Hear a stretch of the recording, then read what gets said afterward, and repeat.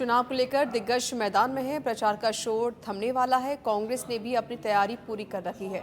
PCC chief Govind Singh Dotasra से सियासी मुद्दों को लेकर खास बातचीत की एसोसिएट एडिटर विवेक श्रीवास्तव ने। आप भी सुनिए। लोकसभा चुनाव में कांग्रेस का 2 बार से जो कंटिन्यू जीरो चल रहा था उसको न केवल तोड़ा बल्कि 11 सीटें अर्जित करने में एक बड़ा योगदान दिया। राजस्थान प्रदेश कांग्रेस कमेटी के प्रदेश अध्यक्ष गोविंद सिंह डोटासरा जी हमारे साथ हैं। सर, पहले तो सच बेधड़क में आपका स्वागत। धन्यवाद।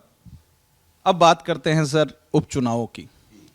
राजस्थान में 7 सीटों पर उपचुनाव हो रहे हैं। आप सभी सीटों पर जाके आए, कैसा माहौल देखते हैं? देखिए, अच्छा माहौल है और लोग ठगा महसूस कर रहे हैं इस भारतीय जनता पार्टी के 10 महीने के शासन से, क्योंकि इन्होंने वादे बड़े किए थे। नहीं सहेगा राजस्थान, महंगाई कम कर देंगे, रोजगार दे देंगे, अपराध मुक्त भारत राजस्थान बना देंगे, बहुत बड़ी बातें की थी। वो सारी हवाई हो गई, कुछ भी नहीं कर पाए। पर्चियों से मुख्यमंत्री बने और मंत्री ऐसे बनाए जो कोई काम नहीं कर पा रहे हैं। उनके ऐसे तक उनकी मर्जी से नहीं लगे, अधिकारी लग नहीं रहे, ब्यूरोक्रेसी हावी है, कोई भी योजना नहीं है, केवल समीक्षा और कांग्रेस को गाली देना इनकी रोज़ाना की दैनिक डायरी का हिस्सा बन गए हैं कि डेली आप कांग्रेस को गाली दो और उनकी योजनाओं को बंद करो। अपनी कोई नई योजना है नहीं, कोई नया विजन है नहीं, कोई नई बात है नहीं। केवल और केवल डबल इंजन की सरकार, मगरमच्छों को पकड़ेंगे और युवाओं को 4 लाख लोगों को, बच्चों को नौकरी देंगे। यमुना जल, ईआरसीपी, न यमुना जल में कुछ किया, न ईआरसीपी में कुछ कर पाए, न 4 लाख छोड़ करके एक भी नौकरी इन्होंने अपनी विज्ञप्ति निकाल के नहीं दी। जो हमारी वैकेंसीज थी और जो कोर्ट में अटकी हुई थी या वेटिंग लिस्ट से जो आने वाले थे या परिणाम जारी हो गया था या काउंसलिंग होनी बाकी थी, वो नौकरियां दी हैं। एएनएम के सर्टिफिकेट बांट दिए, नौकरी दे दी गई है। अभी तक भी कोई काउंसलिंग नहीं, उनको कोई हॉस्पिटल सब सेंटर नहीं दिया गया है। तो पूरे ठगा सा महसूस कर रहे हैं लोग। ये कह रहे हैं कि भाई कांग्रेस की सरकार अच्छी थी, उसकी योजनाएं अच्छी थी, इन्होंने हमें झूठ बोल करके, झूठे वादे करके और सत्ता हासिल की है। अब हम विपक्ष को मजबूत करेंगे, कांग्रेस को मजबूत करेंगे और कांग्रेस के पक्ष में मतदान करेंगे। सर, लोकसभा चुनाव के दौरान विपरीत परिस्थितियां थी। शुरुआत में तो ऐसा लग रहा था कोई टिकट लेगा या नहीं लेगा, उस तरह की बातें चल रही थी। उसमें आपने साबित किया खुद को। अब लगता है उपचुनाव कोई चुनौती है या उपचुनाव में भी लोकसभा वाला खेल करेंगे? देखिए, चुनाव एक व्यक्ति नहीं लड़ता है, एक नेता नहीं लड़ता है, पार्टी के कार्यकर्ता लड़ते हैं। और तमाम जो कांग्रेस पार्टी के कार्यकर्ता थे उन्होंने जी तोड़ मेहनत की, दिन रात लगे, सब नेताओं का सहयोग रहा, सब ने मिलकर के चुनाव लड़ा।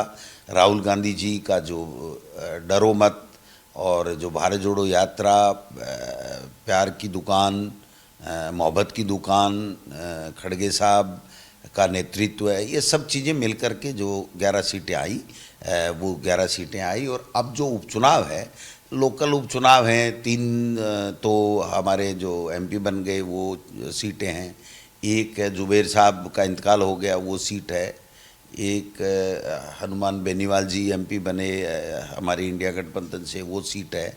एक हमने समर्थन दिया था और जो 84 बांसवाड़ा से जो राजकुमार रोज जी बने, और एक बीजेपी का जो एमएलए था वो उनका मौत हो गई, आकस्मिक मृत्यु हो गई।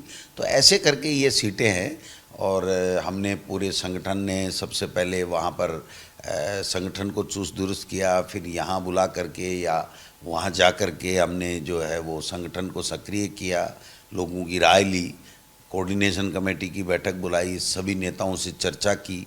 10 लोगों ने, 9 लोग आए थे, सचिन पायलट जी विदेश में थे, उनसे टेलीफोनिक चर्चा हुई और जाने से पहले भी लंबी चर्चा हुई। और सब लोगों ने मिल कर के मन बना करके जो एमपीज हैं उनको हमने प्राथमिकता में रखा कि भाई ठीक है, ये एमपी बने हैं तो इनका मान सम्मान हो और ये जिसकी सिफारिश करते हैं उसको हमें तवज्जो देना चाहिए कांग्रेस पार्टी को और संगठन को।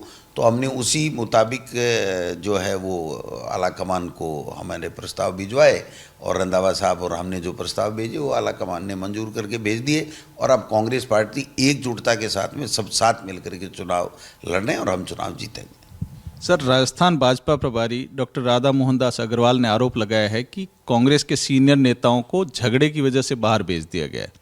राधा मोहन दास जी को तो जब वो आए और यहाँ जो जिस भाषा का उन्होंने उपयोग किया उसके बाद में बीजेपी ने कह दिया भाई इनको कहीं भी नहीं ले जाना है और इनका स्पीच वगैरह नहीं होना चाहिए, किसी भी उपचुनाव में उनको नहीं ले गए। तो वो खुद ही कंट्रोवर्शियल हो गई आते ही, तो वो क्या दूसरे के ऊपर क्या बयान देंगे। तो पार्टी जिम्मेदारी देती है, जब एआईसीसी जनरल सेक्रेटरी हैं सचिन पायलट जी, उनको जो पार्टी जिम्मेदारी देती है वहाँ जाना ही जाना है।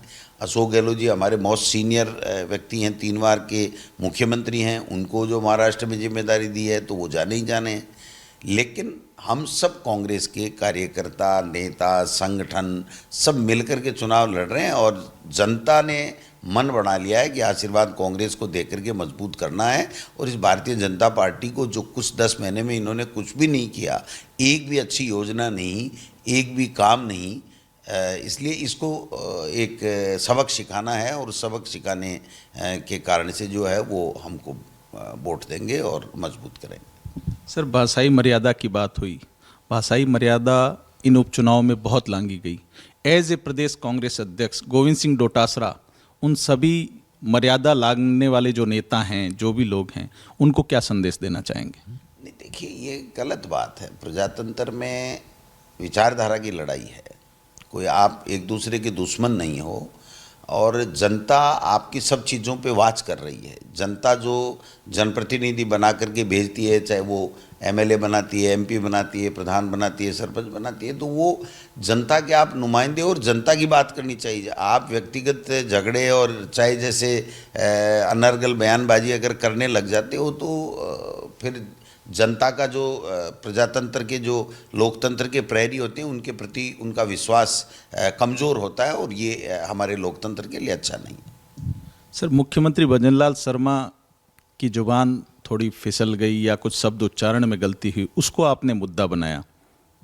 नहीं, मुद्दा नहीं, हम तो कह रहे हैं भाई थोड़ी सी पहली बार के एमएलए हैं और मुख्यमंत्री बन गए, ठीक है, पार्टी ने उनको बनाया है, अच्छी बात है। कोई भी बनता बीजेपी का ही बनता और वो बीजेपी के बने हैं, तो उनको थोड़ा अभ्यास करना पड़ेगा, थोड़ा समझ करके बोलना पड़ेगा, जिससे क्योंकि एक प्रदेश के मुखिया अगर जवान फिसलने से या कोई गलत बात उनके मुंह से निकलती है या गलत आंकड़े वो बोलते हैं तो फिर उस प्रदेश की भी बदनामी होती है। क्योंकि उसको सोशल मीडिया आजकल वो ट्रोल करते हैं तो फिर पूरे देश में और दुनिया में वो बातें जाती है कि राजस्थान प्रदेश का मुख्यमंत्री किस तरीके की बात क्या किसके लिए बोल रहा है। तो मैं समझता हूँ कि उनको थोड़ी और मेहनत करनी पड़ेगी।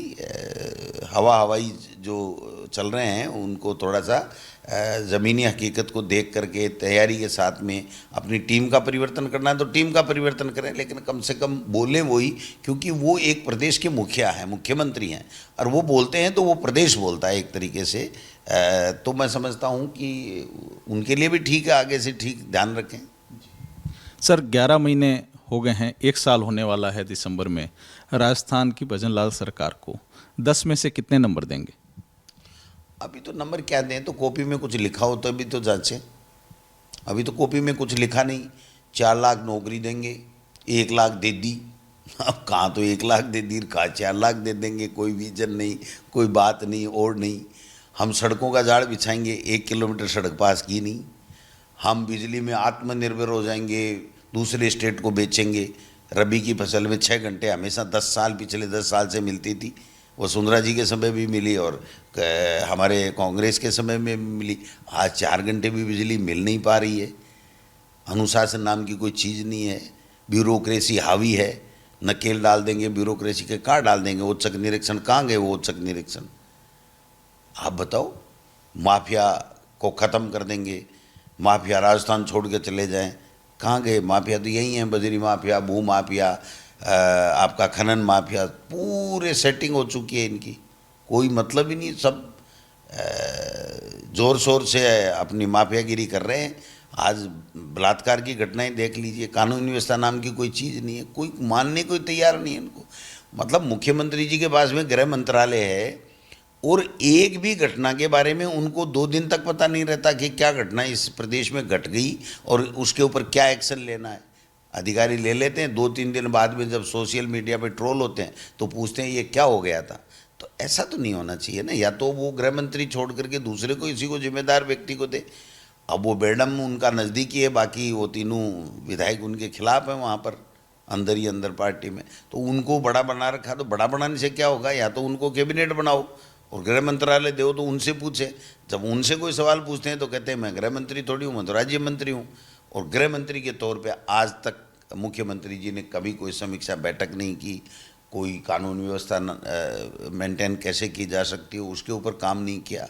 दूसरे डिपार्टमेंटों का तो हाल ही बेहाल है।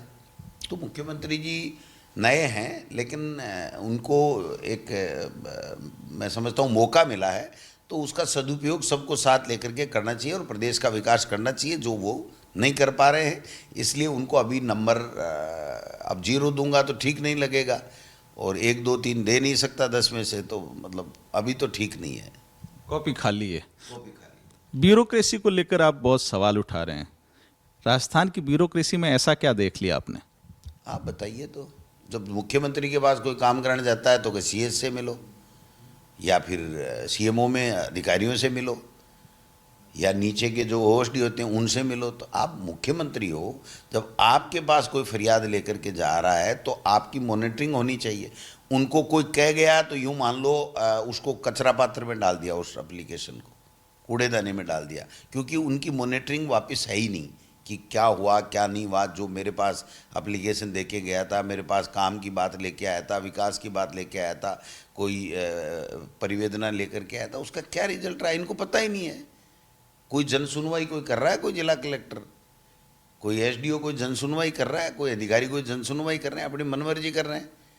तो इनकी अनुभवहीनता का लाभ एक तरीके से ब्यूरोक्रेसी उठा रही है, जो राजस्थान के लिए ठीक नहीं है। ठीक बात सर। एक आखिरी सवाल, लोकसभा चुनाव से हमने एक चीज़ देखी कि आप जहाँ भी गए प्रचार में, वहाँ पब्लिक की सामने से डिमांड आने लगी, और जो आप वैसे कई नेता गमछा लहराते हैं, प्रधानमंत्री नरेंद्र मोदी को भी हमने देखा है, तेजस्वी यादव को भी देखा है, लेकिन आपको काफ़ी पसंद किया जाने लगा, वो आपसे डिमांड भी होने लगी। इसको कैसे देखते हैं? हमारे लोक देवता हैं तेजाजी महाराज, तो उनके सम्मान में हमने एक जो गीत था या भजन था, उसके ऊपर मेरे जो MLA के चुनाव में जो मेरा नॉमिनेशन था, उस दिन हमारे जो लोक देवता है उनके सम्मान में मैंने थोड़ा सा किया था। तो उसके बाद में लोगों को अच्छा लगने लग गया, क्योंकि देखो लोक देवता का सम्मान करना सबको अच्छा लगता है, क्योंकि वो लोक देवता 36 कौम के होते हैं। और आपको पता ही है तेजाजी महाराज ने तो कैसे गुजरी की जो गायों को बचाने के लिए अपने प्राण न्यौछावर कर दिए। तो ये सब चीज़ें हैं। अब उसको कोई कैसे लेता, कोई कैसे लेता, लेकिन देखिए प्रजातंत्र में अगर इस तरीके से जनता ये चाहती है कि भाई ये ठीक बात है, तो फिर उसमें बुराई क्या है। बिल्कुल, जनता बहुत पसंद कर रही है। हाँ, 100% जनता कहती है कि तेजाजी महाराज की जय बोल के और एक गमछे का फटकारा दे दो, हम बीजेपी को चित लाएंगे, तो ठीक है। ये तो मैंने देखा था, प्रियंका गांधी की जनसभा में आप थे और मैं कवर कर रहा था, तो मैंने देखा था कि वहाँ आप जैसे ही मंच पे आए तो सामने से ये आवाज़ आने लगी। नेता वही होता है, जनप्रतिनिधि वही होता है, तो जनता चाहती है वो काम करता है। जनता ये कहती है हमारे लिए बिजली की बात करो, पानी की बात करो, नौकरी की बात करो, हमारे स्वास्थ्य की बात करो, हमारे देवी देवताओं की बात करो, है ना। तो वो सब चीज़ें ही तो जनता कहती है, जनता चुन करके भेजती है, तो जनता कहती है वही चीज़ें सबको करनी पड़ती हैं और सभी वही करते हैं। एक सवाल आखिरी सर, गोविंद सिंह डोटासरा पर आरोप तो बहुत लगते हैं, लेकिन आप सीना तान के जवाब देते हैं, इतनी हिम्मत कैसे आती है?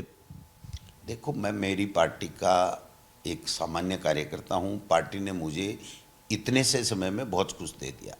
मैं 4 बार MLA बन गया, मैं प्रधान बन गया, मैं जिला अध्यक्ष रह गया, मैं प्रदेश उपाध्यक्ष रह गया, मैं चीफ व्हिप बन गया, मैं मंत्री रह गया, मैं आज पार्टी का प्रदेश अध्यक्ष हूँ। अब इस 15-18 साल के कार्यकाल में जब मुझे पार्टी ने इतना दे दिया तो मेरा धर्म बनता है कि उस पार्टी के लिए मैं काम करूं और पार्टी को ऊपर कैसे ले जाना है, संगठन को कैसे ठीक करना है। और भारतीय जनता पार्टी, चाहे वो केंद्र की सरकार हो चाहे राज्य की सरकार हो, वो गलत काम कर रही है, जनता के हितकारी काम कर रही है, अच्छी योजनाओं को बंद करे तो उनके खिलाफ बोलूं। जब मैं उनके खिलाफ बोलता हूं तो उनको तकलीफ होता है। काफ़ी नेता हैं, सभी पार्टियों में होते हैं, जो बचते रहते हैं कुछ भी बोलने से, तो बचते रहते हैं, तो उस पर तो कौन वार करेगा आप बताइए। जब वार कोई करता है तभी उसी पे वार आता है। तो जब इन्होंने फालतू की बातें करने चालू की, जब मैं स्टैंड लेता हूँ मेरी पार्टी के पक्ष में, तो ये क्रेश करने के लिए, परेशान करने के लिए, बदनाम करने के लिए झूठाई, ये इस तरीके से हमले करते हैं। तो क्या फ़र्क पड़ता है जब कोई किसी को कहे कि तू चोर है, वो चोर है ही नहीं, तो वो तो समय अपने आप बता देगा कहाँ दिक्कत आ रही है। उसको ज़्यादा ज़ोर ज़ोर से कहने की कहाँ ज़रूरत है। लेकिन ये मान के चलिए कि ज़्यादा हमले उसी पे होते हैं जो अपनी पार्टी के लिए ईमानदारी के साथ में काम करता है। मैं मेरी पार्टी के लिए, मेरी पब्लिक के लिए, मेरे कांग्रेस के कार्यकर्ताओं के लिए मैं मेरी ईमानदारी से काम करता हूँ, करता रहूँगा। चाहे वो कितने भी अनर्गल आरोप लगाएं, मुझे इससे एक रत्ती भर भी फर्क नहीं पड़ता। ये थे राजस्थान प्रदेश कांग्रेस अध्यक्ष गोविंद सिंह डोटासरा, जिन्होंने कहा कि भजनलाल सरकार को नंबर तो जब दूं जब कॉपी में कुछ लिखा हो, अभी फिलहाल तो कॉपी में कुछ लिखा नहीं है। वही उपचुनाव को लेकर काफ़ी आशान्वित हैं, काफ़ी उम्मीद है। अपनी इन्होंने मेहनत पूरी की है, बाकी परिणाम 23 तारीख को पता चलेंगे। सहयोगी हरिशंकर के साथ मैं विवेक श्रीवास्तव, सच बेदरक के लिए जयपुर से।